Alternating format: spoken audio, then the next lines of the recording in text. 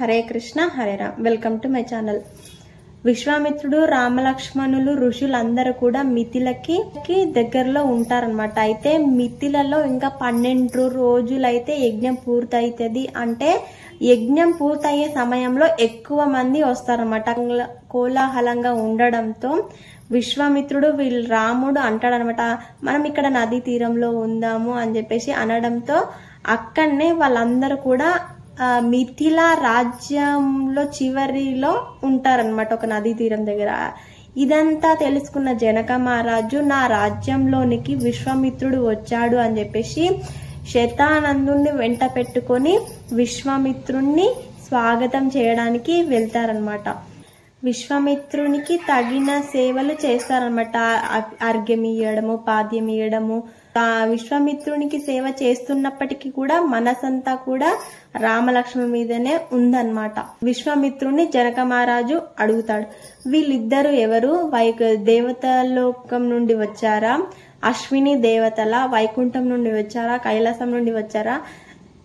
వాళ్ళిద్దరూ వాళ్ళ యొక్క నడక ఏ విధంగా ఉందంటే, ఒక సింహం లాగా, ఒక ఏనుగు లాగా, ఒక వృషభం లాగా, ఒక పెద్ద పులి లాగా వాళ్ళ నడక, వాళ్ళ రూప లక్షణాలు, వాళ్ళ రూప సౌందర్యము చూసి ఒక అద్భుతమైన రూపం అది అన్నమాట రామచంద్రమూర్తిది. రామచంద్రుని రూపం చూడగానే ఎవరికైనా ఆ ఆసక్తి, ఆనందం కలుగుతుంది అనమాట. అదే విధంగా జనక మహారాజ్ కూడా అదే ఆసక్తితోటి వీళ్ళిద్దరు ఎవరు అని చెప్పేసి విశ్వామిత్రుని అడుగుతాడనమాట. అప్పుడు అడుగుతూ ఉండగా వీళ్ళిద్దరూ నేను యాగరక్షణ కోసం దశరథ మహారాజు దగ్గరికి యాగరక్షణ కోసం వెళ్ళి మళ్ళీ తిరిగి వస్తుండగా వెనుకకి మళ్ళీ చూస్తే వీళ్ళిద్దరు నా వెంట వచ్చారు, నాకు దొరికారు వీళ్ళు అని చెప్పేసి చెప్తూ ఉండగా వాళ్ళ పేరు చెప్పడనమాట. రాముడు లక్ష్మణుడు అని చెప్పకుండానే వాళ్ళ పేరు ఏంటిదో వాళ్ళతోనే చెప్పిస్తారు. ఇప్పుడు ఏ విధంగా చెప్తాడంటే, నాకు వీళ్ళిద్దరు దొరికారు, నేను వస్తూ ఉండగా తాటికి సంహారం జరిగింది యాగరక్షణ చేసిన తర్వాత మేము ఈ విధంగా వస్తూ ఉండగా గౌతమ ఆశ్రమంలో ఈ పిల్లవాడు అడుగు పెట్టడంతో అక్కడ అహల్యకు శాప విముక్తి అయ్యింది అని చెప్పడంతో ఆ శతానందుడు ఆనందంతో లేచి నుంచొని ఆ రాముణ్ణి చూసి ఆనంద పరవశుడైపోతాడనమాట. కల్లో నుండి నీళ్లు కారిపోతా ఉంటాయి ఆయనను చూడగానే. ఎంతో ఆనందంతో మీ రాకతో మా అమ్మకి శాప విముక్తి అయ్యింది అని చెప్పేసి విశ్వామిత్రునితోనే అంటాడనమాట. మా అమ్మ వీళ్ళ ఇద్దరికి కూడా తగిన ఆతిథ్యం ఇచ్చిందా? మా అమ్మ గురించి యథార్థ సంఘటన మీరు చెప్పి ఉంటారు అని చెప్పేసి విశ్వామిత్రునితోని అంటాడనమాట. ఆ రాముణ్ణి చూసి ఎంతో ఆనందపడిపోతాడు అనమాట. రాముని స్వరూపము, ఆయన రూపము ఏ విధంగా ఉంటదంటే, మీరు మూవీలలో రాముని క్యారెక్టర్ ఏ విధంగా చూసి ఉంటారంటే, రాముడు ఎప్పుడు ఈ మూతి ముచ్చుకు ఎక్కువ మాట్లాడకుండా ఉండడము, ఎప్పుడు కూడా డల్ గా ఉన్నట్టు ఈ విధంగా మీరు మూవీలో చూసారు. అసలు రాముడు ఏ విధంగా ఉంటాడంటే ఎప్పుడు కూడా చిరునవ్వుతోనే ఉంటాడనమాట. చిన్న ఆ పెదవుల మీద ఎప్పుడు కూడా చిరునవ్వుతోనే ఆయన ఉంటాడనమాట. ఆయన స్వరూపం ఎంత అద్భుతంగా ఉంటదంటే ఆయన చూడగానే ఎవరికైనా కూడా మనసుకి ఆనందం కలుగుతుంది అనమాట. అలాంటి స్వరూపం చూసి శతానందుడు చాలా ఆనందం పరవశంతో, ఆయన ఎవరు తెలుసు కాబట్టి, రాముడు ఎవరు శతానందుడికి తెలుసు కాబట్టి ఆయన ఎంతో పరవశంతో ఉంటాడనమాట. మీరిద్దరు విశ్వామిత్రుని వెంట రాకడంతో మీరు ఇంకా ఎంతో అదృష్టవంతులు. ముందు విశ్వామిత్రుని మా వంశస్థులు ఈ వీళ్ళు అని చెప్పేసి రామునికి వాళ్ళ వంశం గురించి చెప్తాడు గాని విశ్వామిత్రుడు తన గురించి చెప్పుకోడనమాట. ఇప్పుడు శతానందుడు విశ్వామిత్రుడు ఎంత గొప్పవాడు అని చెప్పేసి శతానందుడు రామునికి చెప్తున్నా అనమాట. మనం కూడా తెలుసుకుందాం. గాది పుత్రుడైన విశ్వామిత్రుడు రాజ్యాన్ని పరిపాలిస్తూ ఉండగా రాజ్యాన్ని సైనికులను అందరినీ వెంట పెట్టుకొని అడవులకి రావడంతో అక్కడ వశిష్ఠుడి ఆశ్రమం కనబడుతుందన్నమాట. అదే విధంగా విశ్వామిత్రుడు వశిష్ఠుని ఆశ్రమంకి వెళ్ళి అక్కడ ఆతిథ్యం తీసుకుంటాడనమాట. ఇప్పుడు ఆతిథ్యం అంటే ఏ విధంగా అంటే, మనము అతిథి దేవో భవ అని మన సంస్కృతి చెప్తుంది కదా. అదే విధంగా అతిథిని ఒక దేవునితో సమానంగా ఆతిథ్యం ఇస్తాడనమాట వశిష్ఠుడు.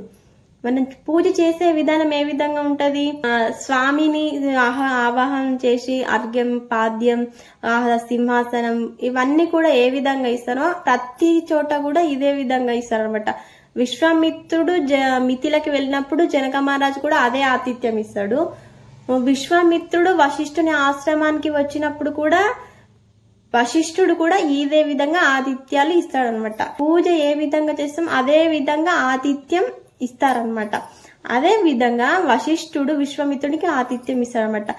అర్ఘ్యపాద్యాలు ఇచ్చిన తర్వాత మీ ఆశ్రమంలో ఇక మేము బయలుదేరుతాము అని చెప్పేసి విశ్వామిత్రుడు బయలుదేరుతూ ఉండగా తిని వెళ్ళండి అని చెప్పేసి అనడంతో మా సైనికులందరికీ కూడా మీ దగ్గర తినడానికి ఇబ్బంది అవుతుంది, అక్కడ వాళ్ళు కూర్చోడానికి ఇబ్బంది అవుతుంది, మీకు పెట్టడానికి ఉండడానికి ఇబ్బంది అవుతుంది అని చెప్పి మేము వెళ్తాము అనడంతో మాకు ఎటువంటి ఇబ్బంది లేదు, మీరు తినడానికి కూర్చోండి అని చెప్పేసి వాళ్ళ సైనికులందరినీ కూడా అన్నం పెడతారనమాట. వశిష్ఠుని దగ్గర శబల అనే గోవు ఉంటదన్నమాట. అది పాల సముద్రం అప్పుడు చిలికినప్పుడు అందులోంచి పుట్టింది కాబట్టి ఆ గోవు కామధేను అన్నమాట.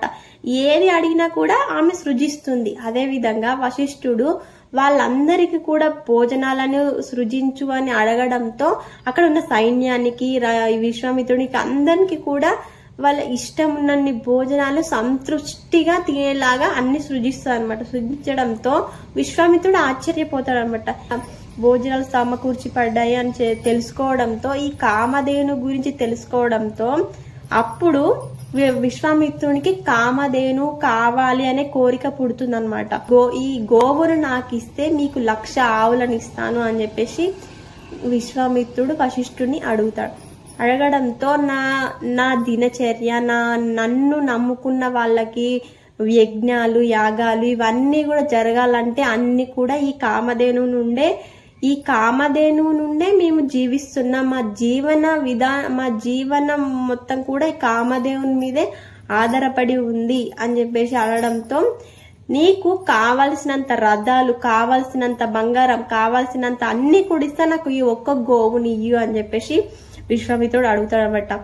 ఎన్ని ఇచ్చినా కూడా నేను గోవును ఇవ్వను అనడంతో విశ్వామిత్రుడు ఈ గోవు నాకు చెందాల్సింది, నేను ఈ రాజ్యాన్ని పరిపాలిస్తున్నా, ఈ గోవు నాకు చెందాల్సింది అని చెప్పడంతో అప్పుడు వశిష్ఠుడు ఏమి అనలేడు అనమాట.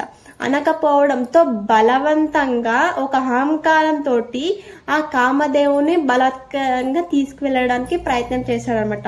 అప్పుడు ఆ కామధేనువు వదిలించుకొని వశిష్ఠుని అడుగుతుందనమాట.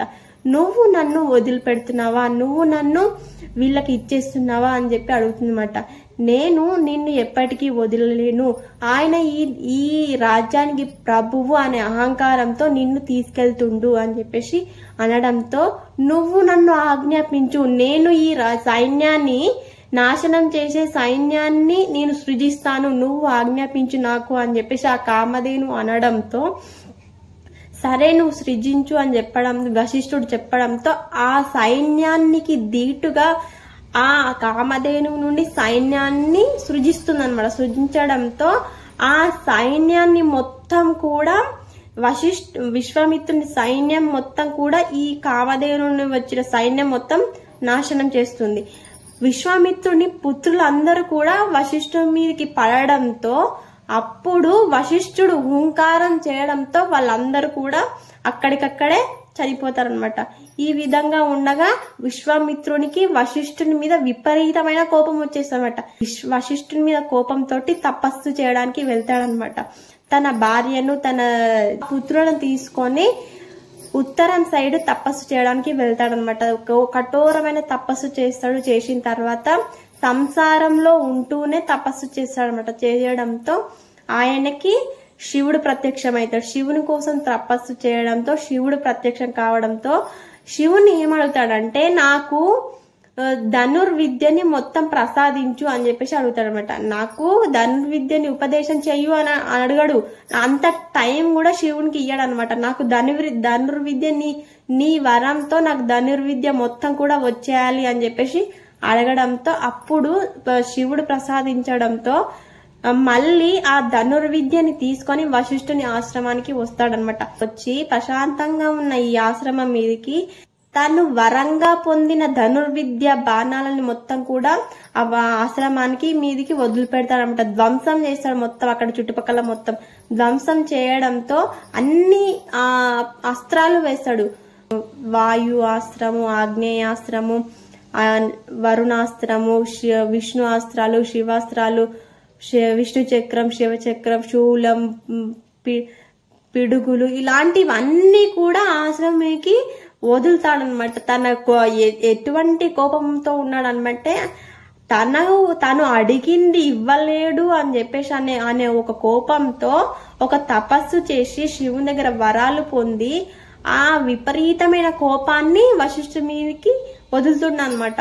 అప్పుడు వశిష్ఠుడు ఏం చేశాడంటే తన బ్రహ్మ దండాన్ని ఇట్లా ఎత్తి పట్టుకొని ఆయన అన్ని అస్త్రాలు వేయడంతో అన్ని అస్త్రాలు కూడా ఈ బ్రహ్మదండంలోనికి వెళ్ళిపోతున్నాయి అనమాట. అన్ని ఒక సముద్రంలో ఒక రాళ్ళన్నీ కూడా వేసేస్తే ఎలా మునిగిపోతాయో అదే విధంగా ఈయన అస్త్రాలు మొత్తం కూడా ఆయన బ్రహ్మదండంలోనికి వెళ్ళిపోతున్నాయి అనమాట. అంటే నా శస్త్ర అస్త్రాలు కూడా ఈ బ్రహ్మ తత్వం ముందు బలాదూర్, అసలు ఈ నేను బ్రహ్మర్షిని అవుతాను అని చెప్పేసి మళ్ళీ తపస్సు చేస్తాడనమాట. ఇప్పుడు తన సంసారాన్ని పిల్లల్ని రాజ్యానికి పంపించేసి తను దక్షిణం సైడ్ కి వెళ్లి తపస్సు చేస్తాడనమాట. ఎంతో కఠోరమైన తపస్సు చేసిన తర్వాత అప్పుడు బ్రహ్మ ప్రత్యక్షమయ్యి రాజర్షి అయ్యావు అని చెప్పేసి అంటాడనమాట. ఇంత తపస్సు చేసినా కూడా నేను రాజర్షినే అయ్యానా అని చెప్పేసి మళ్ళీ తపస్సు చేయడానికి రావడంతో అయోధ్యని పరిపాలిస్తున్న త్రిశంకువు తన శరీరంతో స్వర్గానికి వెళ్ళాలి అనే ఒక పిచ్చి కోరికతో వశిష్ఠుని దగ్గర అడుగుతాడనమాట. నువ్వు ఈ ప్రకృతికి విరుద్ధంగా శరీరంతో నువ్వు వెళ్ళలేవు స్వర్గానికి అని చెప్పేసి చెప్పడంతో గురువును కాదని తన గురువు పుత్రుల దగ్గరికి వెళ్లి అడుగుతాడనమాట. ఈ విధంగా వశిష్ఠుడు వద్దున్నాడు, మీరు నన్ను స్వర్గానికి పంపియండి అని చెప్పి అడగడంతో అప్పుడు నువ్వు గురువునే కాదని వచ్చినందుకు నువ్వు దరిద్రుడు అవుతావు అని చెప్పేసి శపిస్తారనమాట గురుపుత్రులు. అలా చేయడంతో దరిద్రుడుగా ఉన్న ఈ త్రిశంకువు విశ్వామిత్రుడి దగ్గరికి వెళ్లి ఈ వశిష్ఠుడు నన్ను ఈ విధంగా వశిష్ఠుడి పుత్రులు ఈ విధంగా శపించారు, నేను స్వర్గానికి వెళ్ళలేనా అని చెప్పేసి విశ్వామిత్రుని అడుగుతాడనమాట. వశిష్ఠుడు చేయలేని పని నేను చేస్తాను అని చెప్పేసి ఒక అహంకారంతో వశిష్ఠుని పేరు చెప్తే ఒక కోపం అనమాట. అదే విధంగా వశిష్ఠుడు చేయలేకపోతే నేను చేస్తాను అనే ఒక ధిక్కారంతో ఆయననే యజ్ఞం చేయడానికి సశరీరంగా త్రిశంకుని స్వర్గాన్ని పంపించడానికి యజ్ఞం చేస్తాడనమాట. యజ్ఞం చేయడానికి అందరూ కూడా ఈయన కోపానికి భయపడి కొందరు వస్తారు, కానీ వశిష్ఠుని పుత్రులు ఒక మహర్షి కూడా రాడనమాట. రాకపోవడంతో వశిష్ఠుని పుత్రులకి నేను చేస్తే యాగానికి అయితే దేవర్షి అయినప్పుడు యాగాలు చేసే అర్హత లేదనమాట. ఓంకారాన్ని ఉపదేశం చేసే అర్హత ఉండదనమాట. అయినప్పటికీ కూడా ఆయన యాగానికి ఆయన కోపానికి భయపడి ఋషులందరూ వస్తారు, కానీ వశిష్ఠుని పుత్రులు రాకపోవడంతో వశిష్ఠుడి పేరు ఎత్తగానే వశిష్ఠుడి పుత్రులందరూ కూడా చచ్చిపోవాలి, వాళ్ళు 700 జన్మలు మొత్తం కూడా మాంసం తిని బతకాలి, కుక్క మాంసాన్ని తిని బ్రతకాలి, చెండాల బ్రతకాలి అని చెప్పేసి శపిస్తాడు అనమాట. అలా శపించడంతో అప్పుడు త్రిశంకువు అంటాడనమాట, భగవంతుడిని కాదని మనుషులు ఏం చేయలేరు అని చెప్పేసి ఒక మాట అంటాడనమాట విశ్వామిత్రునికి. ఇంకా కోపం వచ్చేస్తుంది అనమాట, ఇంకా అహంకారం పెరిగిపోవడంతో అప్పుడు నేను నిన్ను స్వర్గానికి పంపిస్తా అని చెప్పేసి యాగం మొదలు పెడతాడు. యాగంలో ఇచ్చే హవిస్సు తీసుకోవడానికి దేవతలు కూడా రారు అనమాట. ఎందుకంటే అది సృష్టికి విరుద్ధం, ఈ శరీరంతో మనం స్వర్గానికి వెళ్ళలేం కాబట్టి దేవతలు కూడా రారనమాట. నేను పంపిస్తాను నా మంత్ర శక్తితో అని చెప్పేసి త్రిశంకుని స్వర్గానికి పంపిస్తూ ఉండగా మధ్యలో ఇంద్రుడు వచ్చి నువ్వు ఏ విధంగా స్వర్గానికి వస్తావు అని చెప్పేసి తోయడంతో తలకిందులుగా పడిపోతాడు అన్నమాట త్రిశంకువు. నువ్వు నేను పంపిస్తే నువ్వు త్రిశంకుని స్వర్గానికి తీసుకోలేవు కదా, నేనే ఇంకో స్వర్గాన్ని సృష్టిస్తాను అని చెప్పేసి ఈ ఒక స్వర్గాన్ని సృష్టించి దానిలో ఋషులను ఇంద్రులను అందరు కూడా అక్కడ సృష్టిస్తాడనమాట. కొత్త స్వర్గాన్ని ఆయన తపశక్తితో సృష్టించి ఈ త్రిశంకుని ఇంద్రుడిని చేస్తాడనమాట. అయితే మిగతా వాళ్ళందరూ కూడా మళ్ళీ దీనికి పోటీగా ఇంకో స్వర్గాన్ని నువ్వు సృష్టించకు, ఈ స్వర్గాన్ని లోపలనే ఇది కూడా ఉంటది అని చెప్పేసి ఈ త్రిశంకు తలకిందులుగానే ఉండి ఈ స్వర్గాన్ని పరిపాలిస్తాడు అని చెప్పేసి ఒక కొత్త స్వర్గాన్ని త్రిశంకు కోసం సృష్టించాడనమాట. ఈ విధంగా త్రిశంకు కోసం సృష్టించడంతో తన తపశక్తి మొత్తం కూడా పోతుందన్నమాట. మళ్ళీ పశ్చిమ సైడ్ వచ్చి మళ్ళీ తపస్సు చేశాడనమాట. కఠోరమైన తపస్సు చేయడంతో అంబరీషుడు అనే మహారాజు ఒక యాగం చేసి ఆ యాగాన్ని దేవతలు తీసుకోవడంతో ఆ యాగంలో బలివ్వడానికి ఒక మనిషి కావాలని వెళ్తూ ఉన్నాడనమాట. మహర్షి రుచికుడు తన భార్యతో ఒక కొండపై ఉండగా, మీ పిల్లల్లో నాకు ఒక పిల్లవాడిని ఇవ్వండి, యాగాన్ని సంపూర్తిగా చేస్తాను, పిల్లవాడిని బలిస్తాను అని అడగడంతో, నాకు పెద్ద పిల్లవాడంటే ఇష్టం, నేను పెద్ద పిల్లవాడిని ఇవ్వను అని చెప్పేసి రుచికుడు అంటాడనమాట. నాకు చిన్న పిల్లవాడు అంటే ఇష్టం, నేను చిన్న పిల్లవాడిని ఇవ్వను అని చెప్పేసి రుచికుని భార్య అంటుందన్నమాట. ఇక మధ్యలో ఉన్నవాడి నన్ను ఎవరు తీసుకోలేరు అని చెప్పేసి అంబరీషుని వెంట వెళ్తాడనమాట.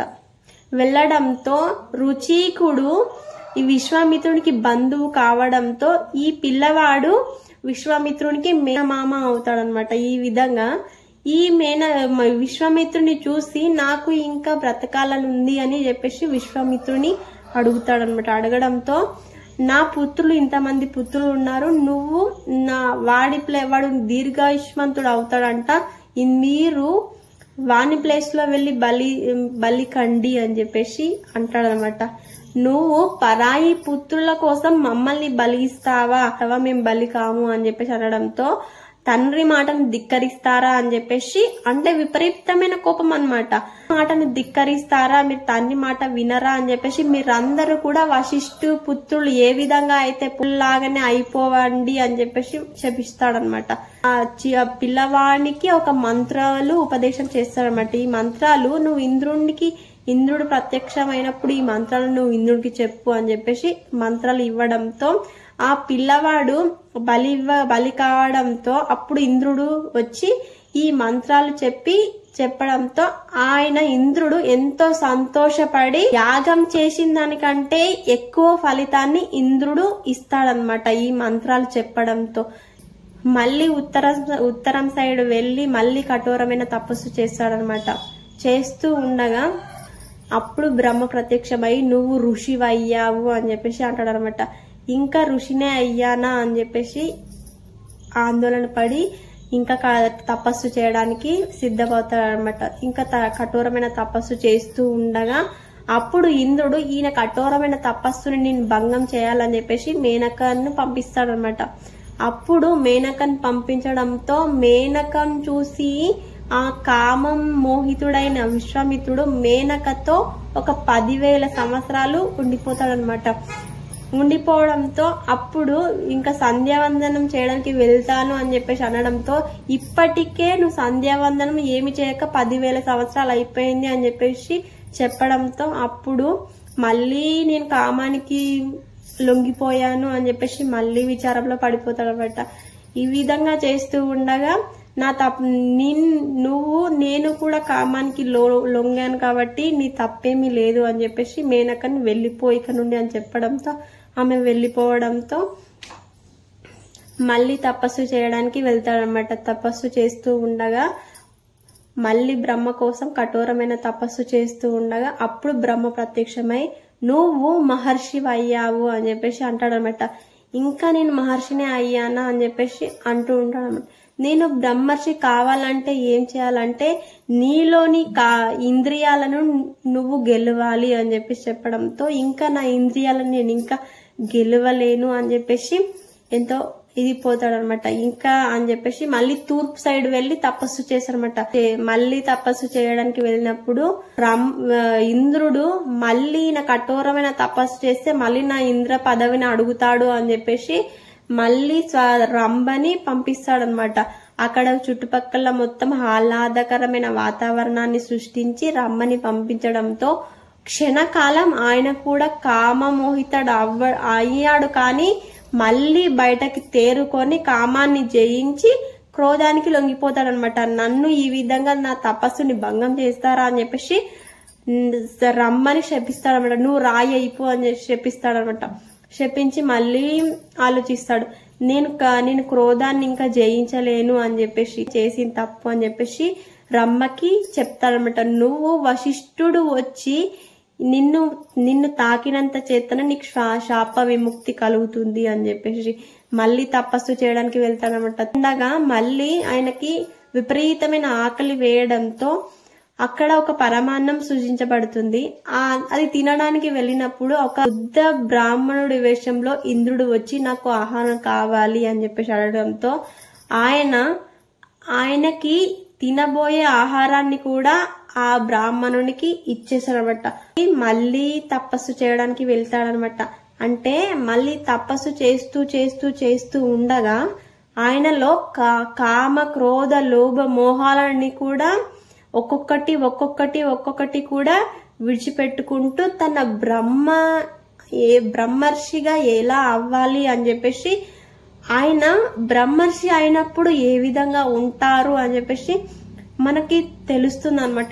ఇది వింటా ఉంటే ఆయన తపస్సు చేస్తూ ఉంటే ఆయన నుండి వచ్చే అగ్ని జ్వాలలు వేడి సెగలు వస్తాయన్నమాట. కపాలం నుండి వేడి పుడుతుందనమాట. వేడి పుట్టడంతో స్వర్గానికి ఆ వేడి తాకడంతో తట్టుకోలేకపోతారనమాట.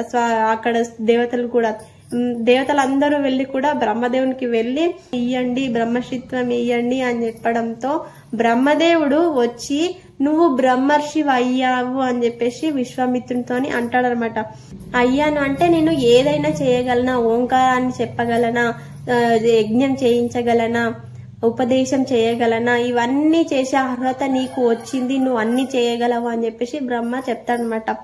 అయినప్పటికీ కూడా నన్ను వశిష్ఠుడు వచ్చి నువ్వు బ్రహ్మర్షి అయ్యావు అని చెప్పినప్పుడే నేను తపస్సు మానేస్తాను అని చెప్పేసి మళ్ళీ తపస్సు చేస్తూనే ఉంటాడనమాట. మళ్ళీ దేవతలందరూ వెళ్లి కూడా వశిష్ఠుని దగ్గరికి వెళ్లి అనడంతో వశిష్ఠుడి వచ్చి నువ్వు బ్రహ్మర్షి అయ్యావు అని చెప్పేసి విశ్వామిత్రుడితో అనడంతో అప్పుడు వాళ్ళిద్దరు కూడా కౌగిలించుకుంటారనమాట.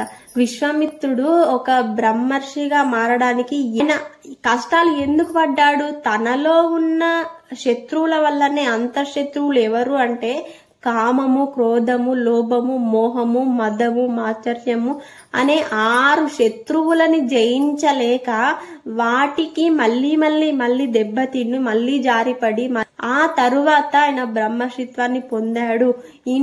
విశ్వామిత్రుడు ఇంత గొప్పవాడు అని చెప్పేసి శతానందుడు రామునికి చెప్తాడనమాట. శివధనుసుడు ఏ విధంగా విరిచాడు అని చెప్పేసి మనం తర్వాత వీడియోలో మాట్లాడుకుందాం. ఛానల్ సబ్స్క్రైబ్ చేసి పెట్టుకోండి, మిస్ అవ్వకుండా చూడండి. హరే కృష్ణ, హరే రామ్, జై శ్రీ.